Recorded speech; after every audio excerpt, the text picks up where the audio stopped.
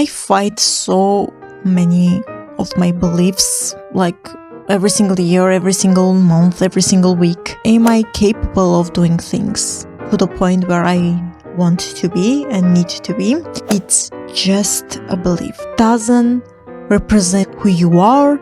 It doesn't represent your identity. Once you make the distinction, it has less power on you.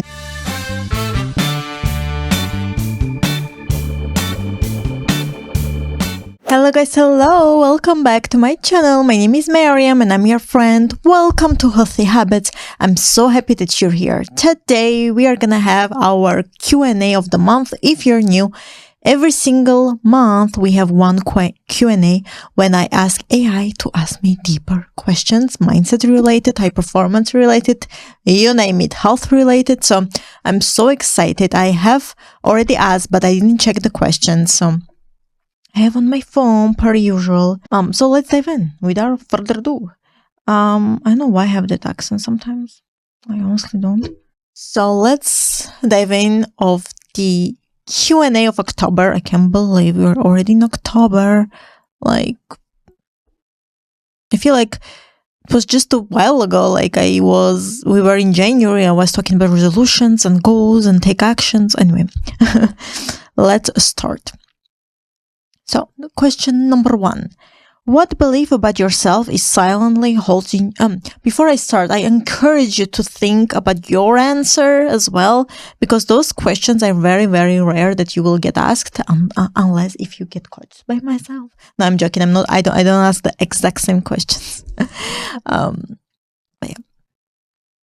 So I encourage you to whether take mental notes or actually a piece of paper if you want to be A+ students like we are all here. Anyway, what belief about yourself is silently holding you back right now? What belief about myself? Oh, there was this whole time I had this. I fight so many of my beliefs, like every single year, every single month, every single week. But I would say right now,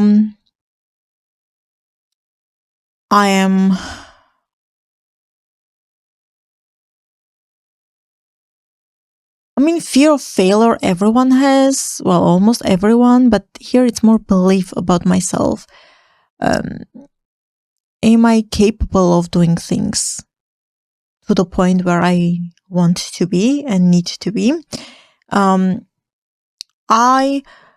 It's been a while I stopped telling myself, oh, I can do this or I'm not capable. But at the end of the day, we are humans, and the scale and the place that I want to be, sometimes it's even myself, it scares me. So I think that's why I still ask that question to myself. Can I do it? Am I capable of it? But honestly, it's just a belief. It doesn't mean that it's the truth. The most important part, it's not to fight your beliefs, limiting beliefs, but to understand that it's just a belief. It doesn't represent who you are. It doesn't represent your identity. Once you make the distinction, it has less power on you. And I think that's what the most important part. Next question. When you face a challenge, what story do you tell yourself that either pushes you forward or stops you cold? What story? It's my story. I'm always telling myself. So I wasn't born here in Canada, nor raised as much in Canada. I was a teen when we came here, and I wasn't teen. I was 12, but yeah, early teen. And every time I face some challenge or anything like that, I always tell myself, if my parents, now that I think of my brain of right now, can you imagine living your own country with your 2 kids, not knowing what's going to happen, not knowing anyone, and wanting, but one thing for sure, it's that you do it to have a better life for yourself and for your family and for your kids. I don't know if myself, I would have enough of courage to do that. So that's why when my parents died, I'm like, oh my God, like it pushes me every single day to move forward. And because if you really, really, really think, not everyone can do that. Not everyone will think that they can do that.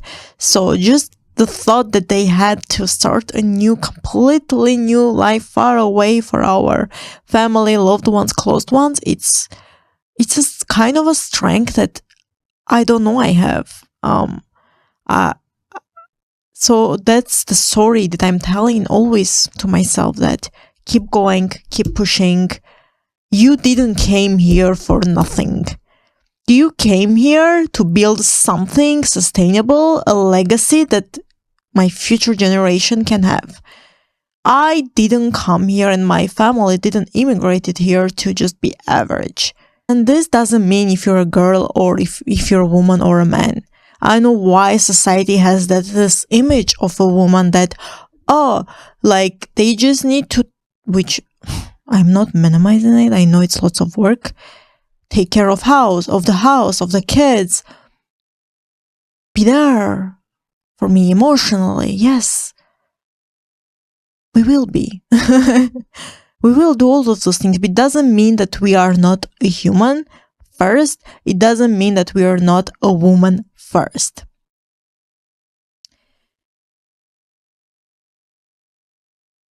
And that's why when people see a woman that wants to be strong, wants to achieve things, it's still to this day, we are in 2025, but still to this day, it's like, why is she doing that? Why she works hard? Why she doesn't build a family yet? Or why she is just, content whatever she has, and why she's ambitious, and I will never get that. Because time has changed. There is a trend right now. Well, I don't know if it's a trend, but no, not a trend. It's actually the truth. Observation that I've made, and I came to conclusion that women are tired of being weak, and men are tired of being strong. So that's why this society sees huge switch between men and women. How women want to get stronger and stronger and stronger, and men are tired of their strength, so they wanna be weak. And this gap that we have in between, it's because we didn't understood prior that all we needed to do is to have balance. I'm not telling you that men can't show emotions, men can't be weak, or whatever it means to you. I'm not telling you that. But before, so much it was crazy when men showed their emotions and that they're weak, or they're not strong enough, or they're struggling, that it became kind of not normal. But in the reality, it is normal, because we are humans. We should show, and we will show our emotions. And for women, it was the opposite. Most women didn't want to show their strength. Most women didn't want to even have a voice, because they didn't have a voice, right? It wasn't, if you really think, it wasn't that long time ago that women have the right to vote, to work. It's because before it was the extreme opposite. And now when the society sees that switch, they're like, oh my God, what's happening? The thing that it's happening is the repercussion of whatever happened, I don't know how many years ago. If initially we had this balance that it's okay if women sometimes they need to step up. It's okay when men sometimes they can't or they don't want to step up. Why? Because of the emotions they're going through. All that's why so many men are struggling mentally than women right now, but they don't show because it's weak to show, which is not.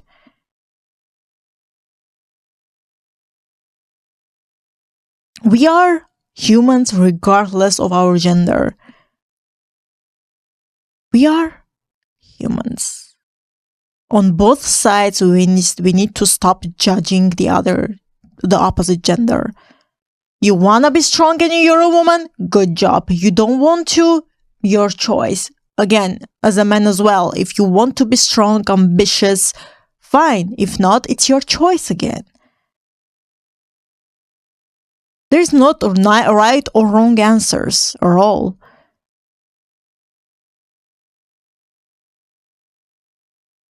Just you as a person, you deep down, you know what's the good thing for you. Not anyone else, not society, not your close ones, not your family members.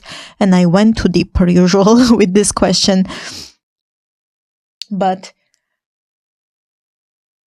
yeah, so the story that I'm telling, back to the question, the story that I'm telling myself, it's my family of origin, that they had the courage and strength to change their lives, literally. So,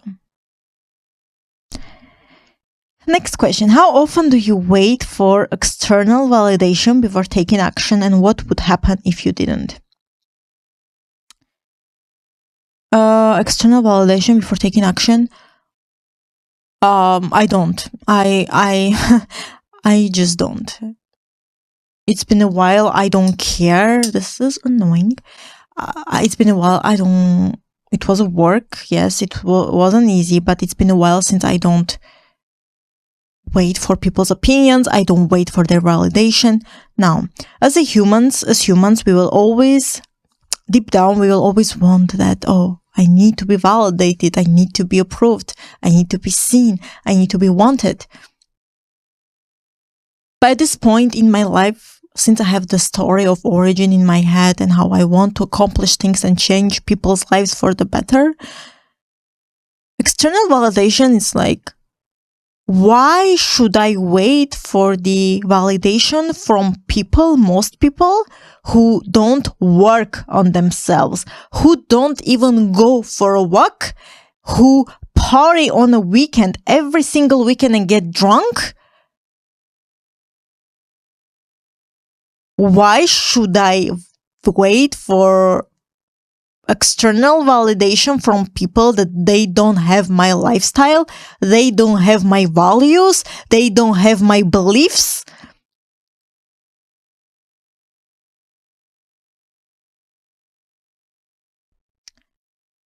If you chose that path, which I don't think you are because you're watching this kind of videos, but if you know someone that chose that life, gossiping, complaining, partying, not working on their mindset, not working on their health, not working on anything in this life because they think they know it all, it's their choice. They've chosen that path. It's like they blocked any sort of growth that could happen in their life. There's that path and there is our path. Mindset, business, lifting up people, helping people, being there for yourself and for others. Peace, gratitude, mindset, gym, working out, health, mental health, physical health, you name it. That's the hardest part. But in the long term, that's what it's the rewarding, not the party. 99% of people that you wait for that validation are coming from that path. Because people that chose this path will support you, will never bring you down. But I don't know why we're waiting for their validation. We're waiting for their approval because they're the majority.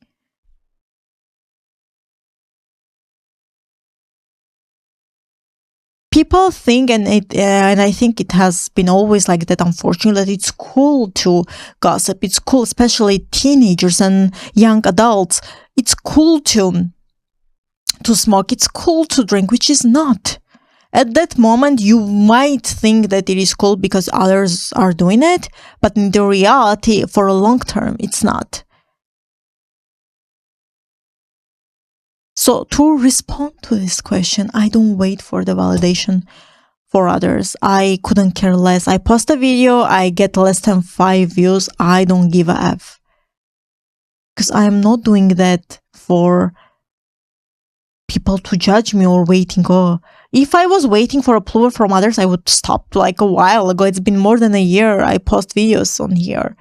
I would probably gave up like the second week or even the first week though, or the first month. Okay, I would give up long time ago. But I don't, because I know that it's the beginning. I know that to build something, especially on this platform, it takes time. And I'm okay with that. Because even if in the future one person sees my videos and it helps them in any way, that means that I posted for something.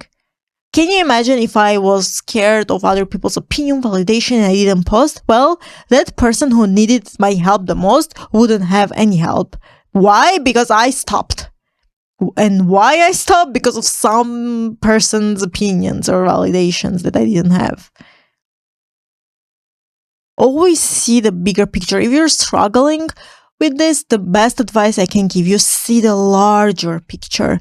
I don't want to start a business because this person might judge me or this person might tell me that it's not the right one. See the bigger picture. Okay, I'm building this business for what?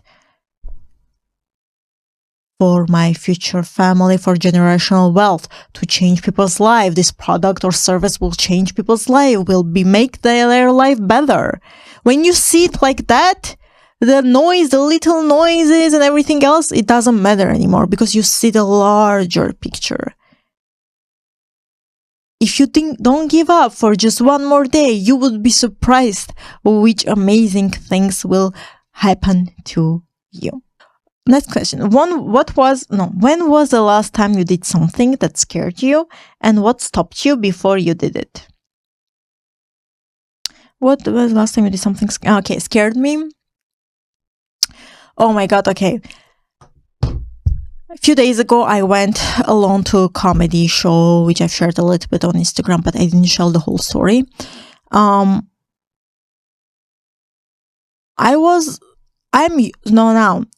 someone that is used to do things alone. Like I travel alone, I go to things alone. But what I've noticed is that when it's been a while since I didn't do those things, let's say it's been a while since I went to a comedy show alone or something alone or went somewhere alone, the gap between the timing makes you less comfortable with the same kind of situation. If you don't want to be scared or feel weird, the gap needs to be short as possible between each events. So what I mean is that, let's say I went last week to a comedy show. Well, if I wait again 3 months to go to another comedy show alone, I will still feel scared. I will still feel uncomfortable. But if I wait, let's say a month or 3 weeks or 2 weeks, it will be much better. So that's the thing that last time I did something that scared me. Not scared me, but I was like uncomfortable. People are always like, for how many people? 1. They do like this. Come with me. It's like, bro, I chose to come alone. I am traveling even alone that you have no clue. Can you do it? No, but like they, I don't know why, but like they're like, And last time when I went to the comedy show, the room was not completely full, but it was almost full. And they've wanted me to sit down literally on the front. There was like 2 tables and all the tables were like for 4 people or 6 people, something like that. And I was like, no, can I sit like somewhere else? Like the little music and the sound is too loud for my ears.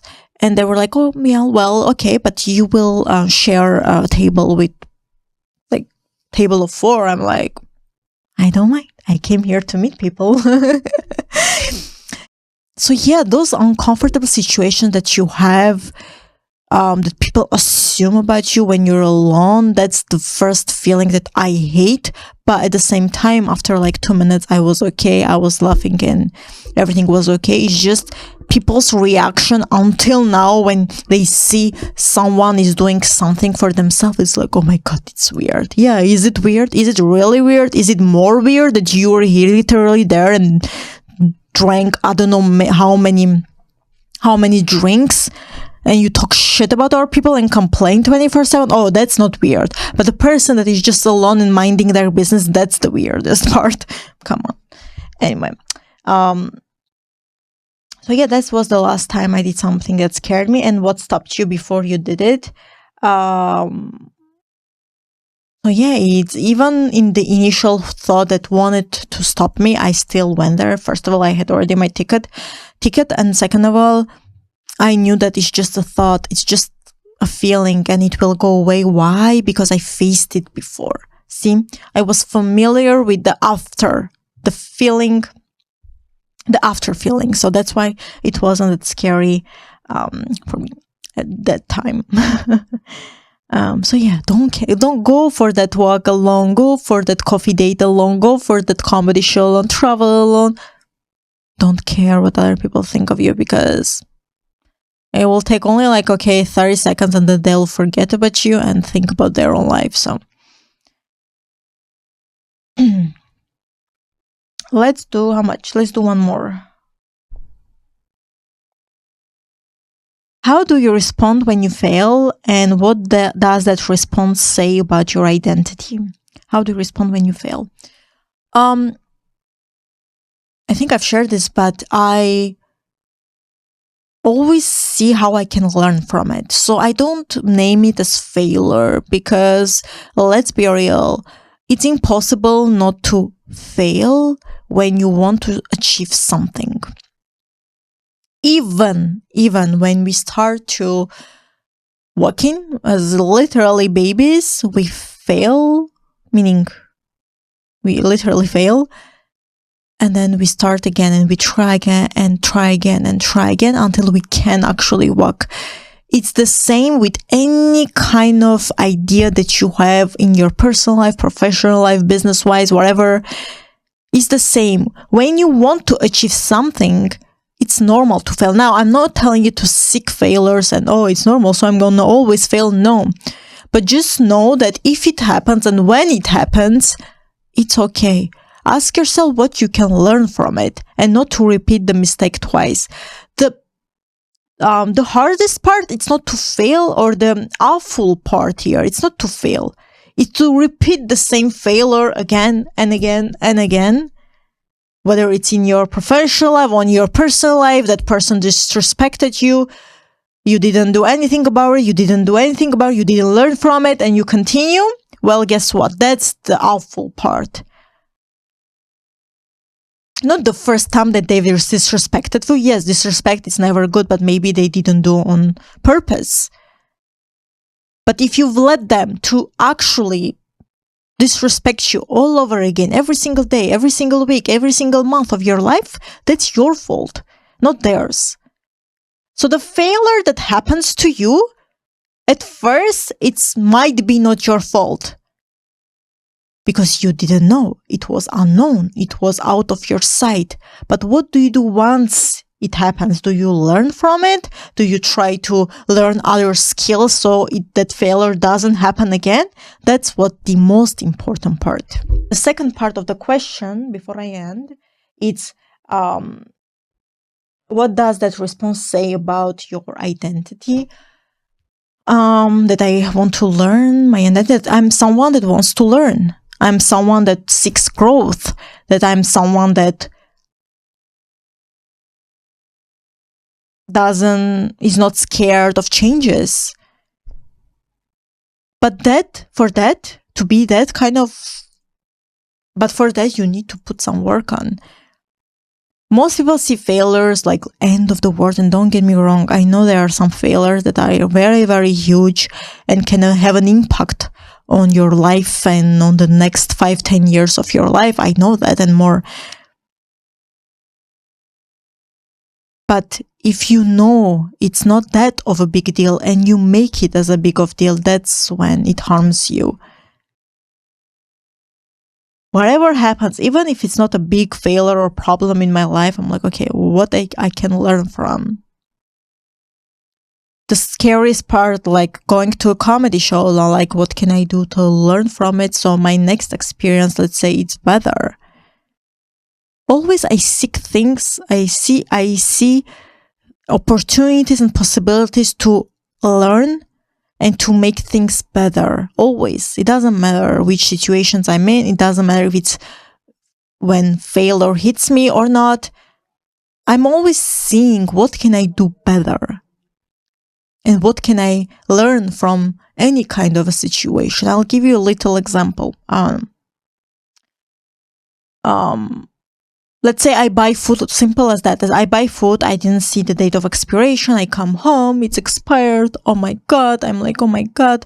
Well, what can I learn from it? Okay, well, next time I need to check the expiry date always. So this situation doesn't happen again.